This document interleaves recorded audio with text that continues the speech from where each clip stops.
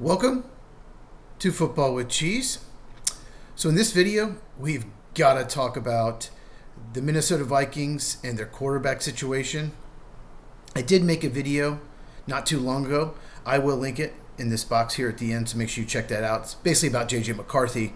In this video, we're going to talk more about the situation in general, what they should have done and what they should do going forward in Minnesota. So make sure you are subscribed and hit that bell so you never miss a video. Tonight, me and Mike are going to go live from the Lights Out podcast and just do a college football segment. There's so much going on. If we leave it all for Tuesday, we'll do over a 3-hour show because on Tuesday night, every Tuesday night at 8 Eastern, 5 Pacific, we talk MLB, college football, and of course, NFL. Link in the description for both of those. Tonight, I think we're going to go live at 7 Eastern and 4 Pacific, so check that out. So the Vikings had a huge decision to make. It was pretty much the biggest decision of the offseason. What will the Vikings do about Sam Darnold? Will they keep him? Will they let him go and ride with JJ McCarthy? Let's go back a second, just talk about Sam Darnold. He was a first-round pick, third overall the Jets in 2018. He was never put in a position to succeed in New York. It was just a bad team. It didn't work out. So he gets traded to the Panthers, and believe it or not, he was probably even worse in Carolina. He got a chance to start his first year in Carolina. Then he ends up with San Francisco as a backup. And then the Vikings, in the 2024 draft, they know they're going to probably draft a quarterback. Okay? But they needed a bridge. If you don't know what a bridge is, it's a quarterback you sign for a one-year deal, and they start 3, 4, maybe 8 or 9 games, maybe the whole year, and let the other quarterback learn, sit on the bench until he's ready. That's all Sam Darnold was. He signed a one-year deal, and he could not have played better. The Sam Darnold the Jets thought they were getting showed up. He was talked about till the very end of the season as a possible MVP candidate. That's how good he played. He's actually a lot like Jared Goff now. Jared Goff's had a lot of good seasons in the NFL. Sam Darnold's had 1.5. But what I mean by that is neither one is mobile.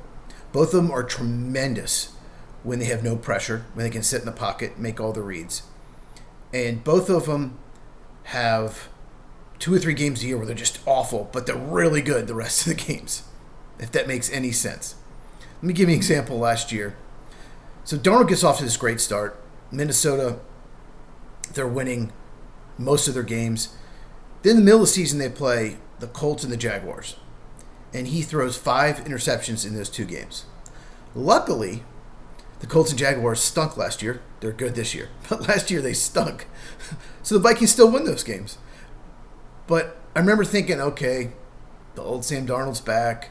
He didn't handle pressure well. You know, the Vikings off to an amazing start, but they'll collapse, right? Didn't happen. He played amazing after that. Even had a 5-touchdown game against Atlanta. Played really well in both Packer games, and that's big for the Vikings. 6 touchdowns in 2 games against the Packers. However, at the end of the year, the Vikings were playing for the NFC North title in Detroit. And he was bad in that game. 18 of 41. Didn't throw a pick, but he did handle pressure well. And because the Vikings lost that game, the Lions became the number 1 seed, won the division, and the Vikings, despite being 14-3, which is a stupid rule, had to go on the road to a 10-win Ram team. The best record should have the higher seeds. I've talked about that, and I'll make another video about that come playoff time when it happens again. But despite being 14 wins, they go on the road to a 10-win Ram team, and Darnold is awful again in the game. Same thing. Pressure in his face, just looks like the old Sam Darnold. Vikings lose a once promising season, looked like they were a Super Bowl contender, just ends in disaster. Okay, so the Vikings have a decision to make. We drafted JJ McCarthy, trade up 1 spot to get him, 10th overall pick. A player that won a national championship at Michigan in college, has underrated athleticism, has the arm, was really good in the clutch, really good in the fourth quarter. That's why they drafted him. So what does Minnesota do?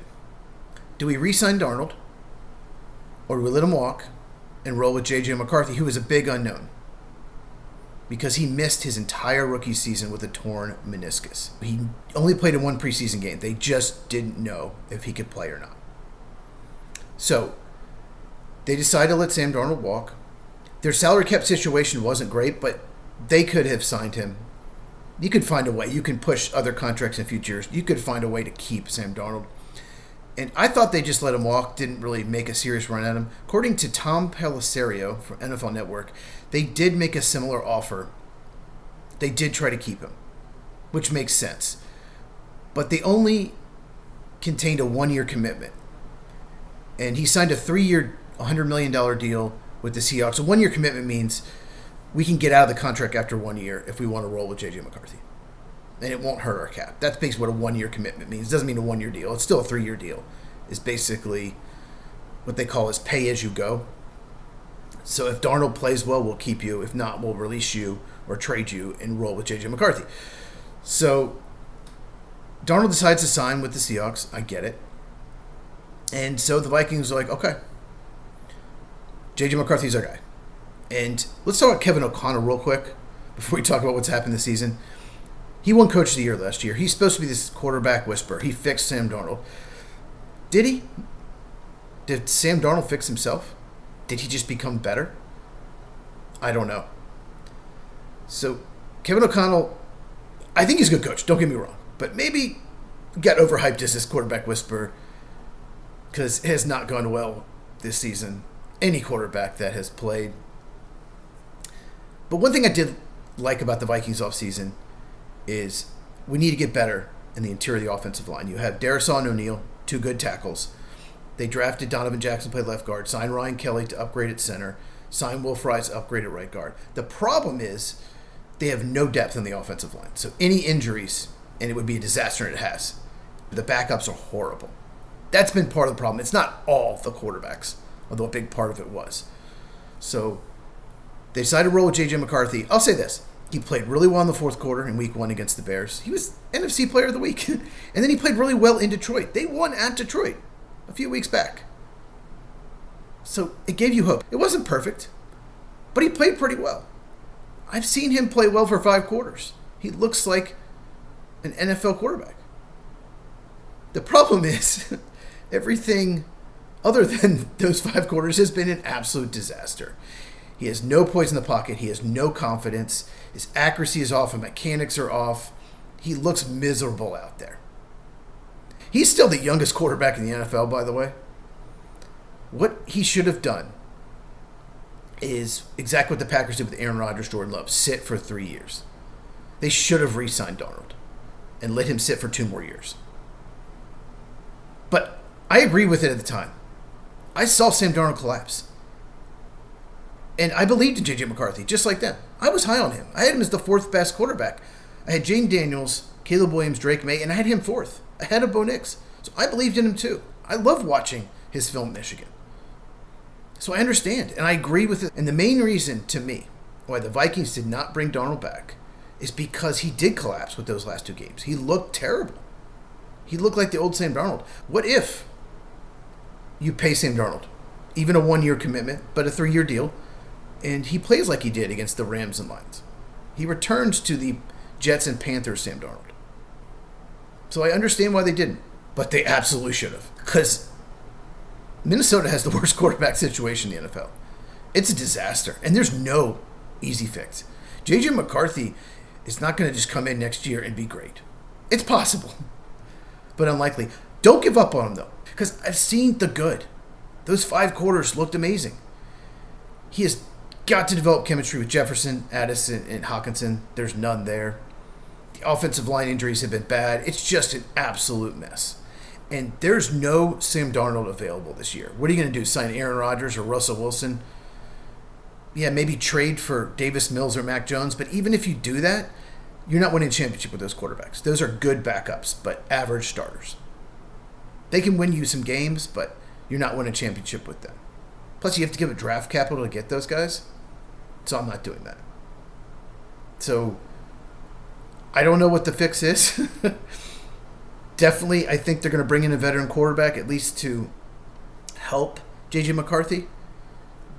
But they might have to draft another quarterback. I can't believe I'm saying it. It's been that bad. Like I said, I'm not ready to give up on JJ McCarthy because he has the tools, he has the arm, he has the athleticism. We've seen him in college play really well, and we've seen him play well in 5 quarters. But if you're the Vikings, can you really go into next season with JJ McCarthy, Max Brosmer, and Russell Wilson or Joe Flacco? I don't think you can. There's going to be no hype going in next season. And it's been an absolute disaster this year. Max Brosmer shouldn't even be on a practice squad. He can't play. That was one of the worst performances I've seen in a long, long time at quarterback.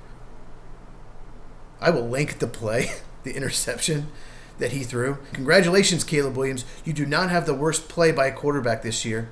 You know what? I'm going to link that as well. Because I'm sure Vikings fans watch it, don't like Caleb Williams. But the fumble against the Steelers was so bad for Caleb Williams. But it's not the worst. If you have not seen the Max Brosmer play, Brosmer, I don't know how to say his name. It doesn't matter. He shouldn't be playing in the NFL. But I'll link them both in the description. Just one of the worst interceptions you'll ever see. Sometimes you just have to take a sack. But in conclusion, it's not an easy fix. The Lions and Packers are still very good. The Bears, they've overachieved, but, they're at least average. So maybe it wouldn't be the worst thing to lose next couple of years, really load up the roster. And depending on where you pick, maybe top 10, probably top 10. If you love a quarterback, take him. If not, put as much talent around JJ McCarthy as you can. Because the Vikings have a pretty good roster. Okay, let me know in the comments, Vikings fans. What do you want the team to do? Do you want them to trade for Mac Jones or Davis Mills? Do you want to draft another quarterback this year? The class, unfortunately, is not as good as we originally thought. If you have not, please subscribe, hit the bell for notification. If you enjoyed this, please give me a thumbs up. Really helps out the channel. Lights Out Podcast every Tuesday night, 8 Eastern, 5 Pacific. We're also doing a college football live segment tonight at 7 Eastern, 4 Pacific. Link in the description. If you have not, check this out, and I will see you in the next video.